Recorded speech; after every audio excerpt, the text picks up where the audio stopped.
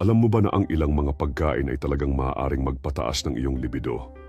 Pagdating sa pagkain, may ilang mga item na kilalang nagpapataas ng gana at pagnanasa sa katawan. Ang mga strawberry ay hindi lamang masarap, kundi kilala rin sa kanilang kakayahan na magpasigla ng pagnanasa. Bukod dito, ang mga oyster ay itinuturing na isang superfood na puno ng zinc na may mahalagang papel sa pagpaparami ng testosterone.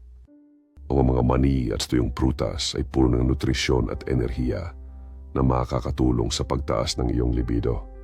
Samantala, ang isang baso ng pulang alak ay hindi lamang nakapagbibigay ng relaxation, kundi kilala ring nagpapabuti ng sirkulasyon sa katawan. Ang madilim na tsokolate ay puno ng antioxidants at maaaring mapataas ang daloy ng dugo, kaya't mainam ito para sa pag-apoy ng pagnanasa.